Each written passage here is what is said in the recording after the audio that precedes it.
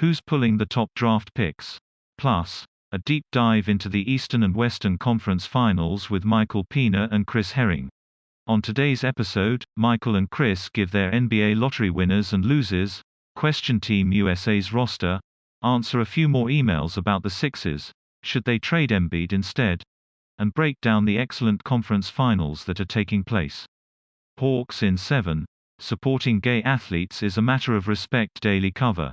Is the NCAA's silence surrounding anti-transgender sports laws deafening?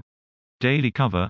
Ignition Switch Elite 2022 forward Jai Smith signs with Overtime Elite Pro League. The crossover. Have we seen the end of the Ben Simmons-Joel Embiid partnership? The crossover. Reactions to the Kemba Walker trade. The crossover.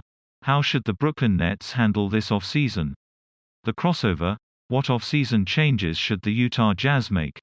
Devin Booker is anything but empty. Unchecked daily cover. Beyond Words daily cover. Life after death. The crossover. Can the Clippers close out this Jazz series without Kawhi Leonard? The crossover.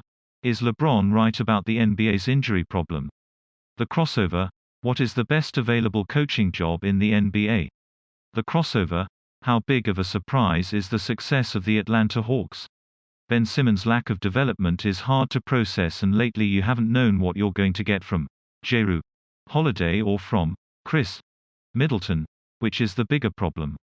Middleton struggled, Holiday gave a great performance, and it still wasn't enough. So I'm already kind of worried just from that standpoint, because you've now had a couple of really key games in a row. I mean, I guess every playoff game is critical, but where you've gotten kind of really uneven performances from the two of them. And I feel like just based on the way we've talked about Giannis for the last couple of weeks, you would think that Giannis was the one that was terribly inconsistent when it's actually been the co-stars. So, if Atlanta can score on Milwaukee, which clearly they can. Yeah. I think Atlanta can get this done. I think their defense is decent enough and good enough to present just enough problems for everybody else. The shots that Middleton relies on are difficult shots to begin with.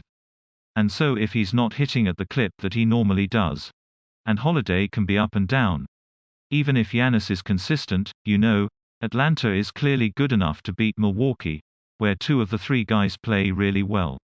So to me, yesterday is a little bit concerning if I'm Milwaukee, because you had two or three guys play well and you still lost at home. So I don't know. Trey's not going to go for 48 most nights, I think we know that.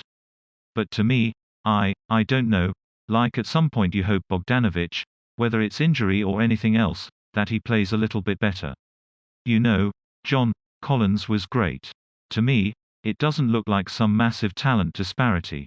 And I think that's kind of what we've looked at for the last couple of rounds now. Well, not last couple of rounds, but Philly, there were times where it didn't look like this massive talent disparity. And I think that's kind of the same look of last night. There wasn't this massive talent gap there. And quite frankly, your own Yaron Weitzman might have written this for Fox. Trey looks like he is either the best player on the court at times or is tied with Giannis. And when that's the case, I mean they're going to find themselves in these games. They're playing games well. I think they're 6-2 when it's 5 points or less. Games are decided by 5 points or less in the playoffs. Atlanta could win this series, and I don't even think it's a stretch that they can win. They very clearly can win the series.